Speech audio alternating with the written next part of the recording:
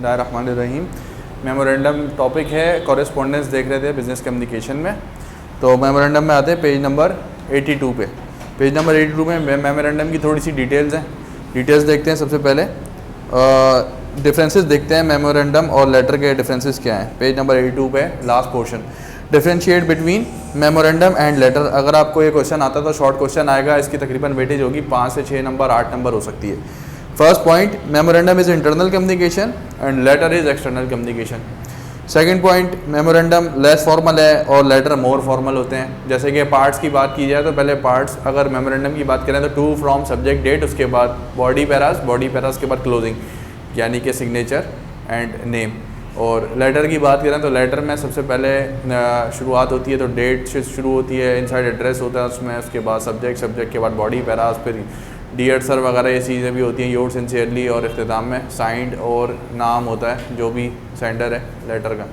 तो फ़र्क ये है कि लेटर में ज़्यादा कंपोनेंट्स होते हैं तो ज़्यादा डिटेल्ड वे में जा रहे होते हैं, क्योंकि हमें मोर फॉर्मली काम करना होता है। हम उन लोगों को नहीं जानते जिनसे हम बात कर रहे हैं, वो रेगुलर बेसिस पे हमारे कांटेक्ट में नहीं होते। तो सूरत हाल में ये होता है कि लेटर्स जो हैं वो ज़्यादा लेंदी भी होते हैं और उसके जो स्ट्रक्चर है वो ज़्यादा मुश्किल भी कह सकते हैं आप उसको। और मेमोरेंडम में ऐसा कुछ नहीं होता, बल्कि कुछ शॉर्ट कम्युनिकेशन आप कह सकते हैं उसको।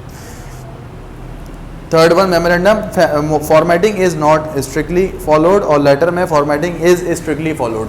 अब दो बातें करते हैं, कम्युनिकेशन दो तरीके से हो रही है, एक मेमोरेंडम और एक लेटर। मेमोरेंडम इंटरनल कम्युनिकेशन है, लेटर एक्सटर्नल कम्युनिकेशन है। अब मेमोरेंडम में अगर हम कोई गलती करते हैं तो वो महदूद रहेगी सिर्फ़ और सिर्फ हमारी ऑर्गेनाइजेशन तक। इसका मतलब बाहर तक जाके इसका कोई ज़्यादा असर नहीं पड़ेगा। कम्युनिकेशन आउटसाइड द ऑर्गेनाइजेशन क्योंकि नहीं हो रही तो दूसरे लोग हमें उस गलती पे कुछ नहीं कह सकते, सिर्फ अपने लोगों तक वो गलती पता होती है या वो महदूद रहती है सिर्फ ऑर्गेनाइजेशन की हद तक।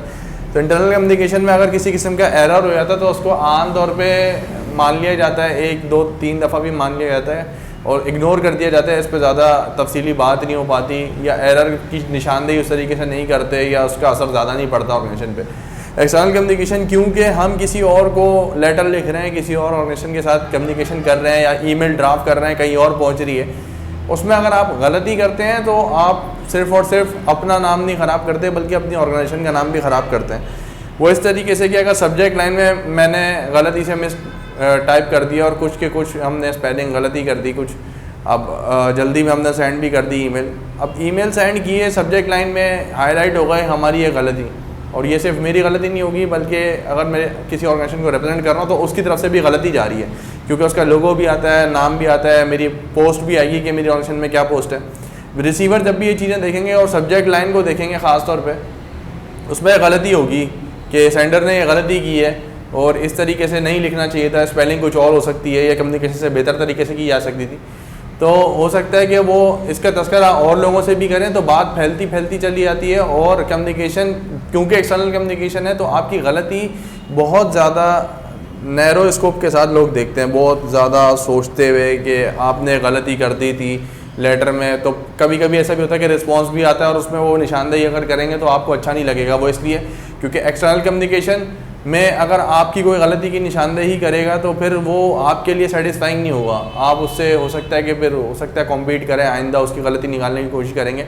और ये आपके पार्ट पे भी गलती बहुत बड़ी होती है कि अगर आप लेटर भेज रहे हैं और उससे पहले आपने रिवाइज एंड प्रूफ रीड नहीं किया, जो प्लानिंग स्टेप्स में लास्ट पॉइंट हमने देखा था कि रिवाइज एंड प्रूफ रीड करना ज़रूरी है, ख़ास तौर पर एक्सटर्नल कम्युनिकेशन में। तो अगर वहाँ हम ये गलती करते हैं तो कोई और हमें जब निशानदेही करेगा तो वो ज़्यादा बुरा लगेगा हमें। सही है। तो इस कहा जाए कि मेमोरेंडम और लेटर का जो सबसे बड़ा फ़र्क है वो ये है कि इंटरनल कम्युनिकेशन होती है मेमोरेंडम, लेस फॉर्मल होती है और स्ट्रक्चर बहुत ख़ास फॉलो नहीं किया जाता। टू फ्रॉम सब्जेक्ट डेट, ज़रूरी नहीं कि टू फ्रॉम सब्जेक्ट डेट ये बिल्कुल सेम लॉजिकल मैनर में आ रहा हो सकता है डेट ऊपर लिख दें और सब्जेक्ट नीचे लिख दें। जबकि लेटर राइटिंग मैकेनिक्स में ये बात ज़रूरी है कि सबसे पहले डेट के बाद इनसाइड एड्रेस, किससे आप बात कर रहे हैं, डियर सर उसका नाम, उसके बाद स्पेसिंग के बाद सब्जेक्ट के बाद बॉडी पैरास।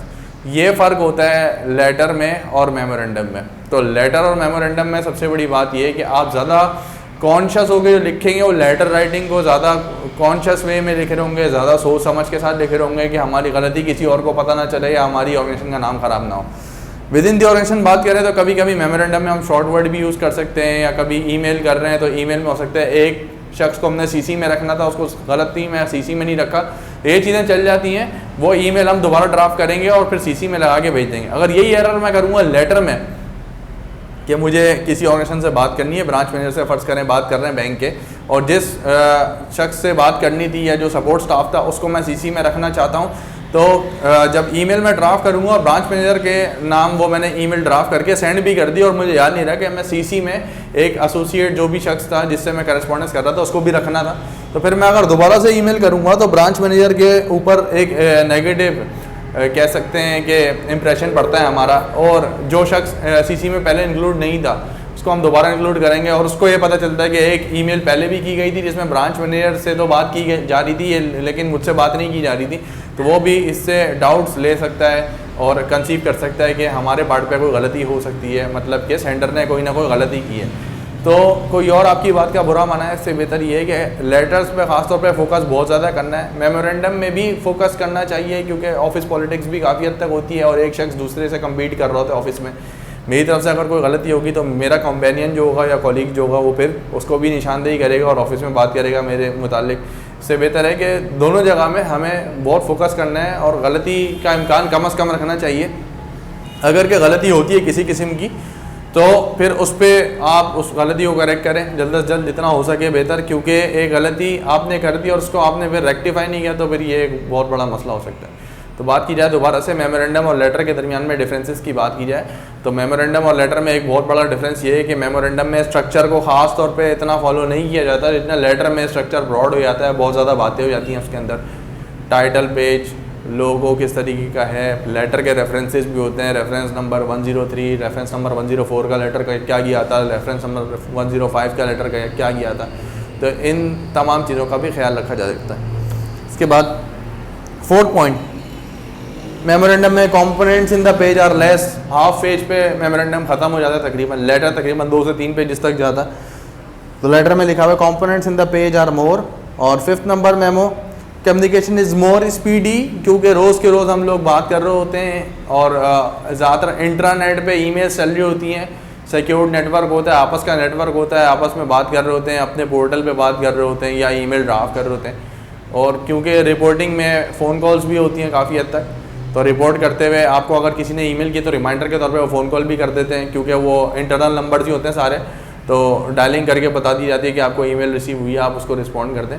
तो आमतौर पे क्योंकि डेली मेल इंटरनल ईमेल्स काफ़ी आ रही होती हैं और स्टाफ रेडी भी होता है रिस्पॉन्ड करने के लिए, रिप्लाई करने के लिए, तो इसका जवाब ज़्यादा आसानी से मिल जाता है बनिस्बत एक्सटर्नल कम्युनिकेशन के। एक्सटर्नल कम्युनिकेशन में असल में ये होता है कि जब लेटर पहुँचता है, क्योंकि एक्सटर्नल कम्युनिकेशन होती है तो एक गैप होता है कि लेटर पहुंचता है डाक के थ्रू, या ईमेल अगर ड्राफ्ट होती है तो ईमेल ड्राफ्ट करने के बाद बहुत सारी बातें होती हैं। अब ईमेल के ऊपर ख़ास तौर पे फोकस करके इसका रिप्लाई देना है। ईमेल टाइम टेकिंग एलिमेंट है, मतलब एक्सटर्नल कम्युनिकेशन में अगर ईमेल आती है तो फिर हम ख़ास तौर पे उस ईमेल को देखेंगे, समझेंगे, सोचने की कोशिश करेंगे ईमेल में क्या क्या कहा गया और कौन कौन सी रिक्वायरमेंट थी, उसके बाद फिर ईमेल का जवाब दिया जाएगा। इसका मतलब इंटरनल कम्युनिकेशन में हम ईमेल का रिस्पॉन्स फौरी दे देते हैं, एक्सटर्नल कम्युनिकेशन में ईमेल का रिस्पांस आराम से सोचने समझने के बाद, एक्सटर्नल कम्युनिकेशन समझने के बाद, लेटर किस तरीके से लिखा गया, हम उससे क्या समझते हैं, उसके बाद उसको रिस्पॉन्ड करना और बिल्कुल उसी तरीके से रिस्पॉन्ड करना जिस तरीके से कहा जा रहा हो या आपसे पूछा जा रहा हो।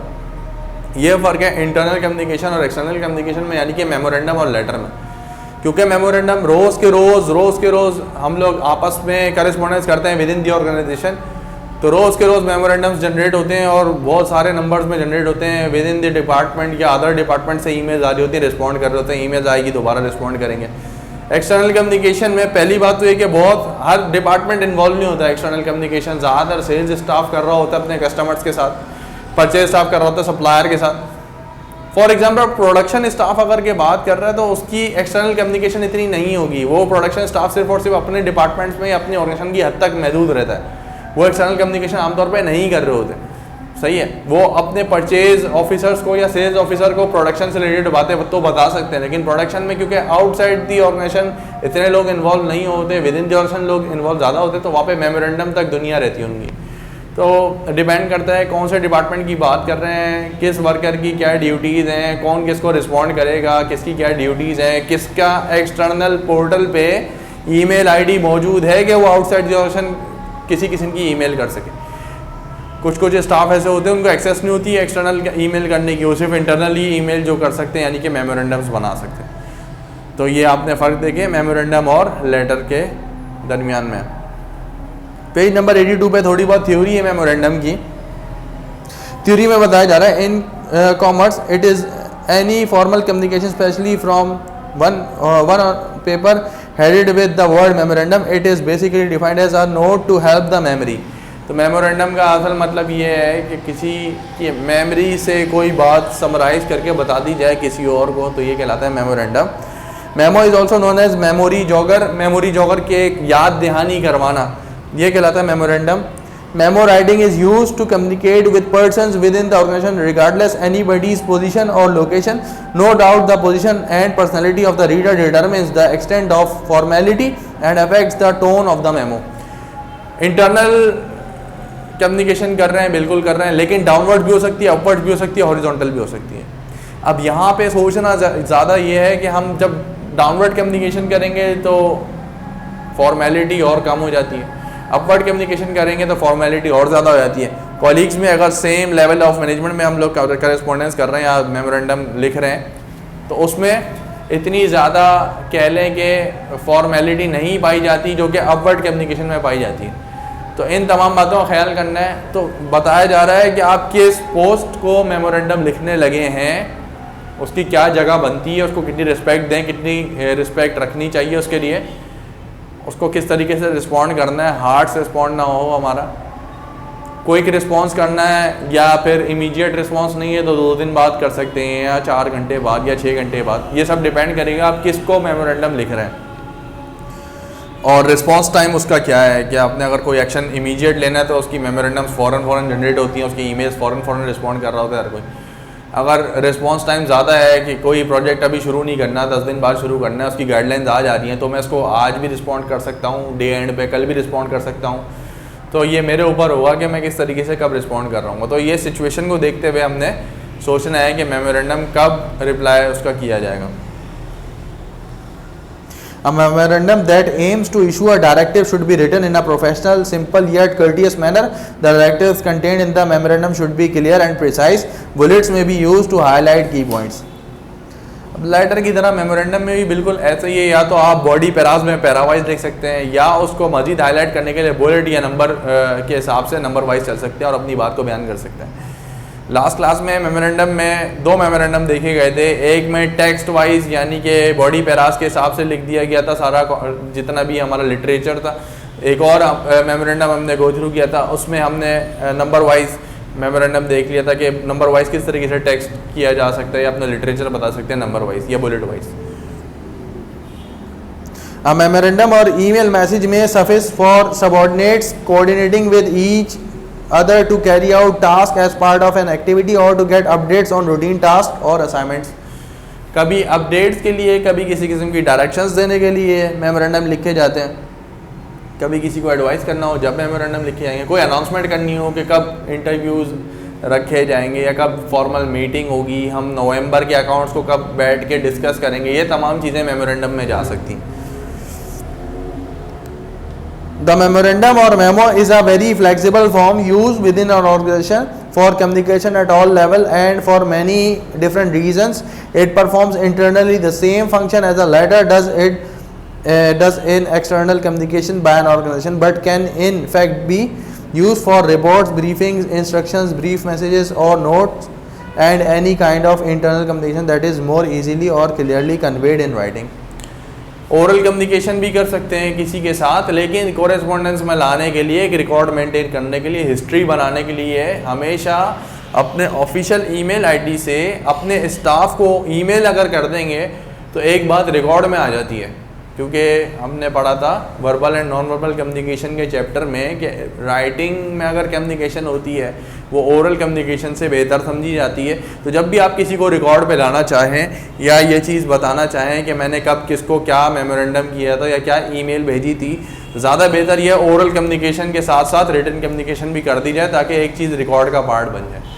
तो आमतौर पे क्या किया जाता है, अगर किसी से कोई बात तय होती है, अगर अपने स्टाफ से हमने कोई बात डिस्कस की तो उसको रिटर्न फॉर्म में लाने के लिए ईमेल ड्राफ्ट कर देते हैं या मेमोरेंडम बना देते हैं और उसके बाद वो सेंड कर दी जाती है, क्योंकि उसके साथ रिकॉर्ड सारा मेंटेन हो जाता है कब हमने किसको क्या डायरेक्टिव्स दिए या क्या हमने किसी को गाइडेंस दी है किसी मामले पे।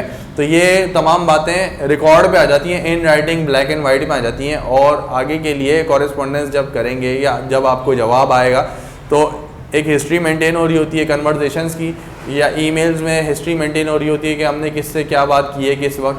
तो जब भी कॉरेस्पॉन्डेंस शुरू होती है दोबारा से, तो लास्ट प्रीवियस मैसेज जो आपने भेजा था उसका रिस्पॉन्ड कब किया गया, इनके दरमियान में डेट्स आ रही होती हैं, मिनट्स आ रहे होते हैं, किस वक्त किसको क्या रिस्पॉन्ड किया गया, कितने दिनों के बाद रिप्लाई आया, फिर आप उसी रिप्लाई के जवाब में दूसरा रिप्लाई बनाते हैं या उसी कम्युनिकेशन को कंटिन्यू करते हैं।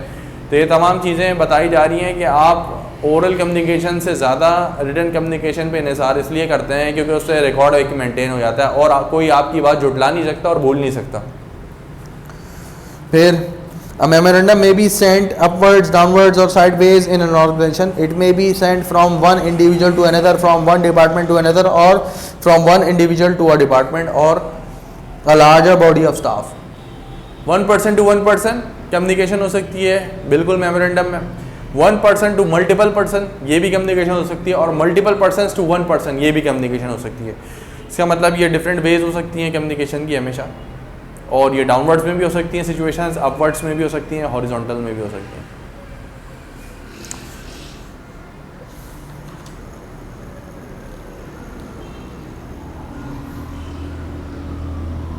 The channel will be the internal mail system of organization which may range from a bank of pigeon holes for delivery and collection in person. तो मेमोरेंडम्स के लिए कंपनी ज़्यादातर आजकल ईमेल को बेस बना देती हैं, अपने ईमेल पोर्टल्स बना देती हैं कि किसको क्या आईडी हम इशू कर रहे हैं तो वो अपनी ऑफिशियल आईडी से ही दूसरे शख्स को ईमेल करेगा। तो उससे क्या होता है कि एक स्टैंडर्डाइज्ड एक डेडिकेटेड फोरम होता है जहाँ पे तमाम ईमेल्स मिलती हैं लोगों को और वहीं से फिर ईमेल्स दोबारा सेंड होती हैं। इसका मतलब क्या कि अगर मेरा फ़र्ज़ करें ईमेल पोर्टल है @123.com, तो मेरा IT डिपार्टमेंट पहले शख्स को फ़र्ज़ करें उसका नाम अहमद अली है तो उसको अलॉट करेगा ID अहमद अली AA@123.com। तो ये 123.com असल में ईमेल का पोर्टल है। इसके बाद अली अब्बास अहमद अगर किसी का नाम है तो AAA@123.com। तो असल में 123.com का क्या काम है, इसका काम है ईमेल्स को जमा करना, या इसको आप कह लें ईमेल पोर्टल। अब जब भी इनकी आपस में ईमेल्स होंगी तो ना हॉटमेल पे जा रही है ना याहू पे जा रही है, बल्कि इनका ख़ुद का अपना ईमेल पोर्टल है 123.com। मोहम्मद इसहाक@123.com। अब जब भी मोहम्मद इसहाक साहब कम्युनिकेशन करेंगे तो इनके नाम से ईमेल जाएगी जिसको भी भेजनी है उन्होंने, और इनके ही नाम पे अगर रिसीव होगी तो मानी जाएगी कॉरेस्पॉन्डेंस। स्पेलिंग मिस्टेक कर दी गई MI@123.com, तो ऑलरेडी सिस्टम्स इतने ज़्यादा स्मार्ट होते हैं वो पहले से ही ये चीज़ असेस कर लेते हैं कि 123.com पे ये आईडी नहीं पाई जाती। MI के अलावा अगर कोई आईडी अपने गलती से MJ@123.com लिख दिया तो पहले अलर्ट क्रिएट हो जाएगा, तो फिर आप करेक्शन कर लेंगे और MI@123.com कर देंगे। इसका मतलब इनके ईमेल आईडी पे ही अगर के ईमेल पहुंचती है तो कॉरेस्पॉन्डेंस बिल्कुल कंप्लीट हो जाती है। अगर इनके ईमेल आईडी के अलावा किसी और को हमने गलती से कम्युनिकेशन कर दी है या कोई मेमोरेंडम भेज दिया तो फिर वो ईमेल कंसिडर ऑफिशियल की जाएगी, लेकिन रेसिपिएंट को नहीं मिलेगी। फिर रेसिपिएंट फिर कल को बोलेंगे कि आपने तो ईमेल हमें भेजी नहीं, और वो बिल्कुल वैलिड बात कर रहे होंगे। इसका मतलब सेंडर और रिसीवर ये चीज़ पहले तय करेंगे हमेशा कि किसको ईमेल करनी है और किसने ईमेल रिसीव करनी है। ये एक चैनल बना होता है पहले से किसने किसको रिस्पॉन्ड करना है, उसके हिसाब से फिर कम्युनिकेशन की जा रही होती है। तो ये कह रहे हैं कि ईमेल पोर्टल अगर बना लेंगे उससे फ़ायदा ये होता है कि एक ऑफिशियल ईमेल होती है। अच्छा, इसमें रिस्ट्रिक्शन होती है, कभी कभी ये ईमेल पोर्टल कहता है कि आप सिर्फ और सिर्फ इंटरनल ईमेल्स कर सकते हैं और एक्सटर्नल नहीं कर सकते।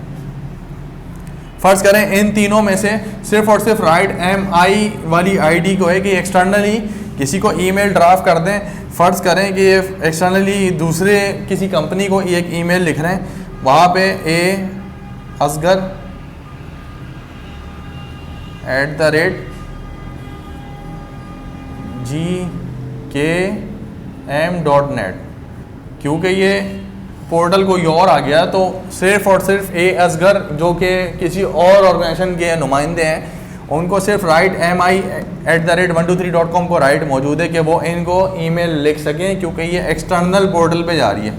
इसका मतलब कहीं कहीं पे एक्सटर्नल के राइट्स लिमिटेड होते हैं। तो इंटरनल का मतलब मेमो और एक्सटर्नल का मतलब letter form, outside the organization और इनसाइड द ऑर्गेनाइजेशन की बात कर रहे हैं। तो ईमेल पोर्टल दोनों काम कर सकता है, इंटरनल के लिए भी और एक्सटर्नल के लिए भी। तो आपको बताया गया कि एक्सटर्नल के हर एक, फ़र्ज़ करें कि AAA@123.com ये आईडी रखने वाले कंपनी के जो भी स्टाफ हैं वो अगर asghar@gkm.net को ईमेल ड्राफ्ट करते हैं और लिख के सेंड करते हैं, सेंडिंग में एरर आ जाएगा कि क्योंकि इनके पास वो राइट्स मौजूद नहीं है। राइट्स सिर्फ और सिर्फ किसके पास मौजूद हैं? mi@123.com के। इसका मतलब ईमेल पोर्टल इंटरनली भी चल सकता है और एक्सटर्नली भी चल सकता है, और internal with limited access in external ऐसे भी चल सकता है। आमतौर पे क्योंकि इंटरनल ज़्यादा यूज़ हो रहा होता है, रोज़ के रोज़ ईमेल्स आ रही हैं, हर एक को पहुँच रही है, तमाम मैनेजर्स को पहुँचती है। अगर डायरेक्टर किसी किस्म के इशू करते हैं कोई डायरेक्टिव्स उस सूरत हाल में, तो ऐसा हो सकता है कि फिर उस सूरत हाल में मेमोरेंडम आमतौर पे ज़्यादा दिखाई देते हैं। ईमेल आप जब भी अपनी खोलेंगे तो उसमें ज़्यादातर मेमोरेंडम्स होते हैं और आउटसाइड द ऑर्गेनाइजेशन बहुत कम आपके पास लेटर्स आ रहे होते हैं, या कह लें बाहर की ईमेल्स कम आती हैं और ऑर्गेनाइजेशन की ईमेल्स ज़्यादा आ रही होती हैं। तो ऐसा हो सकता है। तो ज़्यादातर काम में जो आता है वो आता है इंटरनल ईमेल्स के हिसाब से पोर्टल देखा जाए, और एक्सटर्नल हो सकता है कि लेटर के या एक्सटर्नल कम्युनिकेशन के हिसाब से किसी किसी को राइट दे दिया है, हर एक को राइट ना दें। और ऐसा भी हो सकता है कि हर अलग शख्स के पास राइट मौजूद हो कि वो एक्सटर्नल ईमेल्स भी कर सकते हैं। A memorandum may be typed onto blank sheets, but again many companies which generate a large volume of memos have memo pads with appropriate headings already printed. तो जैसे कि लास्ट क्लास में बात की गई थी कि कभी कभी ऐसा होता है कि लेटर पैड्स बना दिए जाते हैं और मेमोरेंडम का फॉर्मेट उसमें टू फ्रॉम सब्जेक्ट डेट लिख दिया जाता है, और इसके अलावा ऊपर जो कंपनी का नाम और उसका एड्रेस और उसका मोनोग्राम वगैरह वो सब लगा होता है, और सिर्फ आपने writing to from subject date के आगे से करनी है। इसका मतलब बहुत आसानी हो जाती है। एक फॉर्मेटिंग में एक चीज़ जो है वो यूनिवर्सल हो जाती है, हर कोई उसी फॉर्मेट पे मेमोरेंडम भेज रहा हुआ तो थोड़ी सी यूनिफॉर्मिटी आ जाएगी।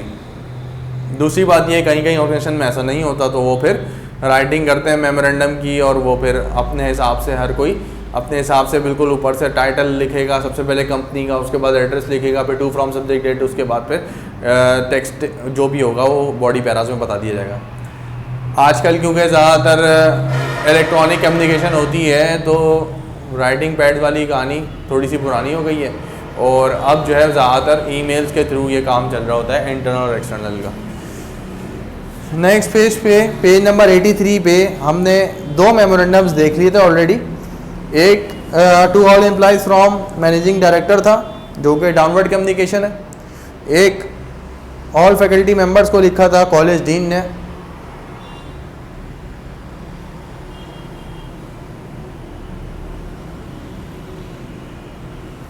तो ये भी डाउनवर्ड कम्युनिकेशन में आएगा। इसके बाद पेज नंबर 84 पे मेमोरेंडम अल आहद एंड को, जो लास्ट मेमोरेंडम है वो पहले देखते हैं। आहद एंड को की तरफ से मेमोरेंडम लिखा गया to from subject date. Board of directors को लिख रहे हैं कौन? Company secretary. अब कंपनी सेक्रेटरी हमेशा बोर्ड ऑफ डायरेक्टर के नीचे कहीं लेवल पे काम कर रहे होते हैं, और डेट है सितंबर 21, 2014। जो कि हमने देखा कि आप सब्जेक्ट को या डेट को इंटरचेंज कर सकते हैं, पहले डेट लिख रहे हैं फिर सब्जेक्ट लिख दें, या पहले सब्जेक्ट लिख दें फिर डेट लिख दें। तो ये फ्लेक्सिबिलिटी मेमोरेंडम में है, और लेटर में फॉर्मेटिंग या स्ट्रक्चर आप इतना चेंज नहीं कर सकते, जो कि डिफरेंसेस में हमने पढ़ा था कि मेमोरेंडम क्योंकि लेस फॉर्मल होता है तो वहाँ पे राइटिंग मैकेनिक्स थोड़े कम होते हैं। तो यहाँ पे डेट पहले लिख दिया गया, उसके बाद सब्जेक्ट बाद में लिखा। सब्जेक्ट क्या है? Approval of financial statements agenda item number 1।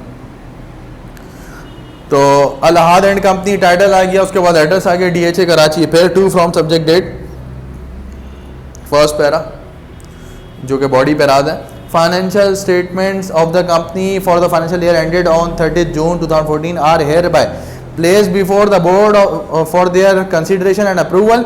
It is therefore recommended that the board may approve these financial statements and the following resolution may be passed. Resolution क्या पास करनी है?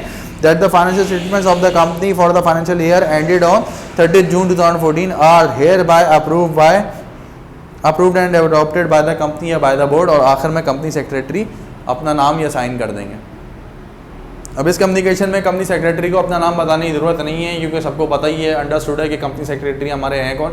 सिर्फ साइन कर देना भी काफ़ी है, और साइन ना भी करें, और अगर ऑफिशियल ईमेल से आप भेज दें तो फिर साइन ना भी करना काफ़ी है. तो डिस्कशन हुई है, बोर्ड ऑफ डायरेक्टर से कहा जा रहा है कि आप बैठ के फाइनेंशियल स्टेटमेंट्स को डिस्कस करके उसको अप्रूव करें, ताकि फिर वो फाइनेंशियल स्टेटमेंट्स पब्लिश की तरफ जाएँ और एक रेजोल्यूशन पास हो के तमाम डायरेक्टर्स एग्री करते हैं फाइनेंशियल स्टेटमेंट्स के साथ.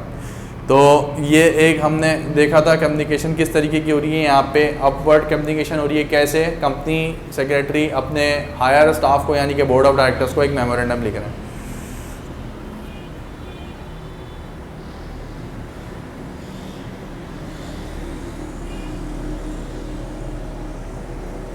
पेज नंबर 83 पे दोबारा से देखते हैं. कॉलेज डीन की तरफ से फैकल्टी मेंबर्स को एक ईमेल लिखी गई थी.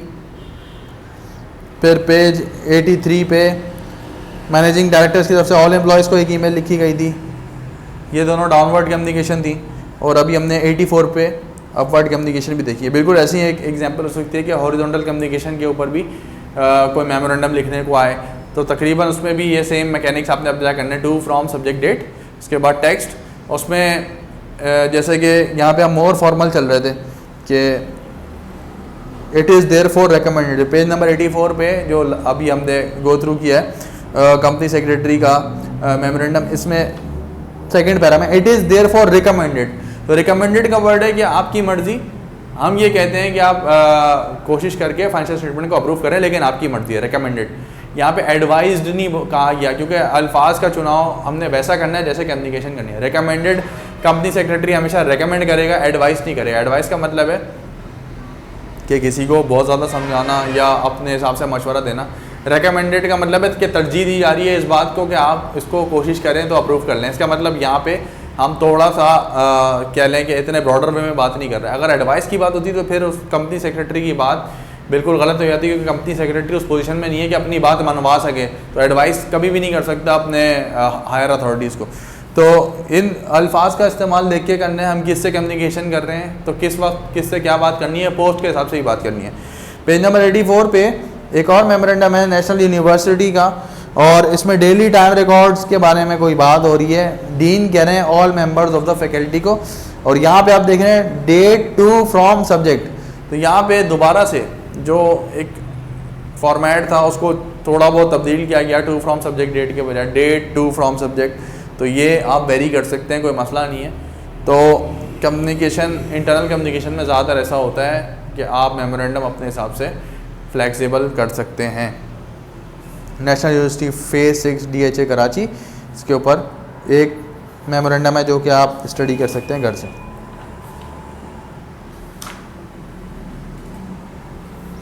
पेज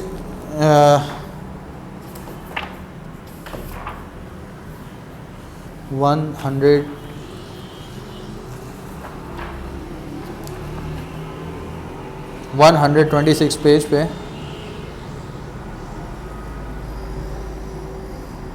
और 125 पेज नंबर पे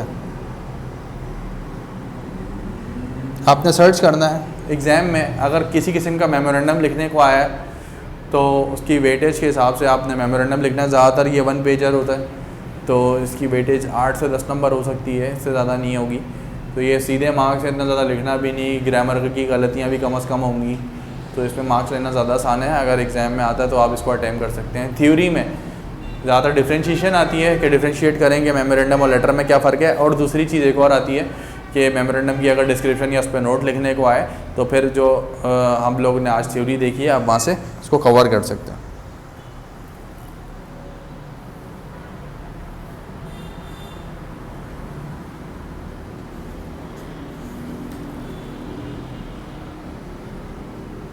क्वेश्चन नंबर 7 है 2014 external. Prepare an inter office memo for the change of timings in a business organization, assume necessary details. जब भी क्वेश्चन ड्राफ्टिंग में आता है उसके अंदर लिखा जाता है अज्यूम नेसेसरी डिटेल्स। आप अपने हिसाब से सिचुएशन खुद बनाएं और उसके हिसाब से फिर आप एक लेटर या मेमोरेंडम को ड्राफ्ट करें। अब चेंज इन ऑफिस टाइमिंग करनी है। अब कौन सा ऑफिस है, ऑफिस का नाम क्या है, आपका नाम क्या है, आप किसको लिख रहे हैं, वो कुछ भी नहीं पता। अब आपने खुद ब खुद एक विजुअलाइजेशन करनी है और सोचना है कि मैं किसको क्या बात लिखूँगा। तो ये कहलाता है एग्ज़ाम में जब भी ड्राफ्टिंग का क्वेश्चन आता है, कोई चीज़ लिखने का क्वेश्चन आता है, उसमें लिखते हैं अज्यूम नेसेसरी डिटेल। आप खास बातें खुद अपनी तरफ से अज्यूम कर सकते हैं। सबसे पहले चेंज ऑफ टाइमिंग्स बतानी है बिजनेस ऑर्गेनाइजेशन की। चेंज ऑफ टाइमिंग्स बतानी है और किसको बतानी है ये भी नहीं बताया। Assume necessary details. अब दो तरीके से आप इसको अज्यूम कर सकते हैं, या तो डायरेक्टर्स चेंज ऑफ टाइमिंग्स के बारे में HR डिपार्टमेंट को बताएंगे और वो HR डिपार्टमेंट फिर रेस्ट ऑफ एम्प्लॉयज़ को या स्टाफ जितना भी होगा उसको ईमेल करेंगे। अब ये आपके ऊपर है, आप अजम्पशन क्या लेते हैं। आप HRM टू स्टाफ की बात कर सकते हैं कि एक ऐसा मेमो जिसमें HRM बता रहे स्टाफ को, और आप एक और अजम्पशन ले सकते हैं कि डायरेक्टर्स ने HRM को हिदायत की है कि ऑफिस की टाइमिंग चेंज हो रहे हैं। तो ये दोनों मेमोरेंडम्स हो सकते हैं यहाँ पे। अब अगर टू HRM है तो फ्रॉम डायरेक्टर्स हो सकता है, और अगर टू स्टाफ है तो फ्रॉम HRM हो सकता है। और ऐसा भी हो सकता है कि डायरेक्टर्स डायरेक्टली कम्युनिकेट कर दें स्टाफ को और HRM को भी लूप में ले लें एक साथ। तो उसमें from directors to staff and HRM, जिसमें ऑल द स्टाफ आप कह सकते हैं। तो ये आपके ऊपर है, आप किस तरीके से इस मेमोरेंडम को लिखना चाहेंगे। तो 2 में जो भी डायरेक्शंस दे रहे हैं चेंज इन टाइमिंग की, उनका नाम और उनकी पोस्ट आ जाएगी। फॉर एग्जांपल यहाँ पे हम बात कर लेते हैं कि ये मेमोरेंडम लिखा जा रहा है to staff from HRM department. दूसरी सूरत ये हो सकती है कि आप ऐसा भी बिल्कुल कर सकते थे कि टू HRM फ्रॉम डायरेक्टर्स, जो कि सिचुएशन 1 है और ये सिचुएशन 2 है। ऐसा भी हो सकता है। तो सबसे पहले नाम भी इमेजिनरी हमने सोचना है कि नाम क्या हो सकता है। फ़र्ज़ करें कि नाम है CDE एंड कंपनी। तो नाम के बाद एक इमेजिनरी एड्रेस लिखेंगे, उसके बाद कराची लिख सकते हैं आप। स्पेसिंग करेंगे, स्पेसिंग करने के बाद टू फ्रॉम सब्जेक्ट और डेट। इसके बाद डियर कॉलीग्स वगैरह लिखने की ज़रूरत है भी और नहीं भी, आपकी मर्ज़ी है। आप अगर ऑप्शनल है लिखना चाहें तो नहीं लिखना चाहें तो लिखें, वरना ना लिखें। फिर बॉडी पैराज में आप बता देंगे कि चेंज इन टाइमिंग्स क्या है। आखिर में चाहें तो साइन एक ऐसे SD छोड़ दें कि किसी ने साइन किया होगा इस बात पे। सब्जेक्ट क्या है यहाँ पे, चेंज इन ऑफिस आवर्स।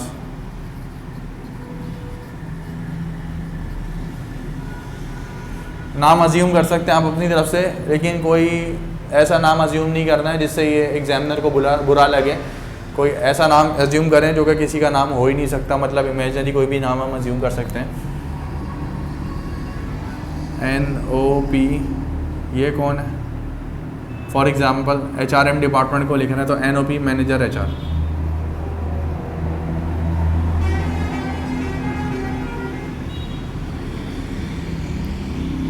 सही।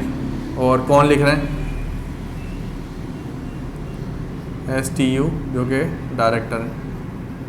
अगर पहली सिचुएशन जो हमने बात की है अभी उसके हिसाब से लिखेंगे तो इस तरीके से टू NOP मैनेजर HR और फ्रॉम STU जो कि डायरेक्टर है, और डेट जो भी डेट डाल सकते हैं अपनी मर्ज़ी से।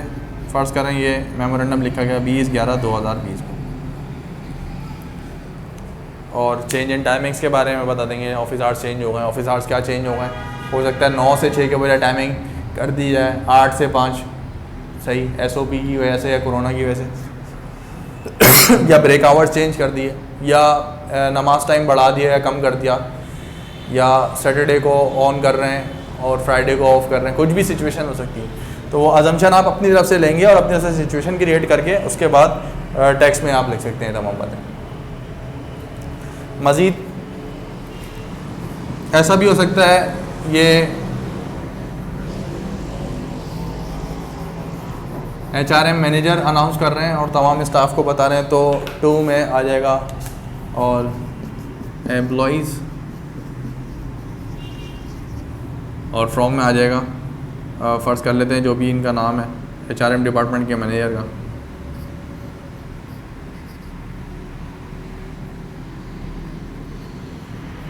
Manager HRM। बस फ़र्क ये आएगा कि जो पहला मेमोरेंडम लिखा जाएगा डायरेक्टर्स की तरफ से HRM को, उसमें कहा जाएगा कि HRM डिपार्टमेंट आगे कम्युनिकेट करते हैं स्टाफ को कि ऑफिस आवर्स चेंज होगा और ऑफिस आवर्स जो हैं वो फ़र्ज़ करते हैं 9 से 6 के बजाय अब 8 से 5 कर दिए जाएंगे। दूसरी सूरत हाल, अब एम्प्लॉइज़ को बताया जा रहा है HRM मैनेजर्स की तरफ से, तो HRM मैनेजर यहाँ पे सिर्फ़ और सिर्फ वो वाली जो कम्युनिकेशन दी गई बता दें एम्प्लॉइज़ को, वो वाली बात ख़त्म हो जाएगी।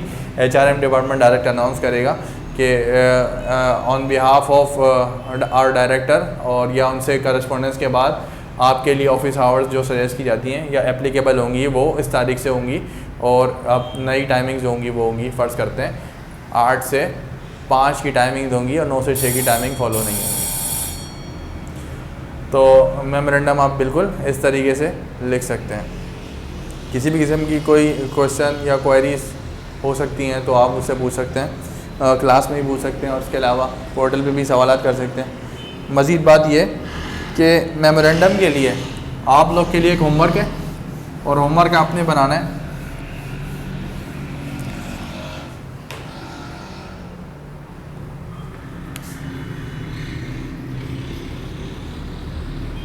और उस मेमोरेंडम का सब्जेक्ट है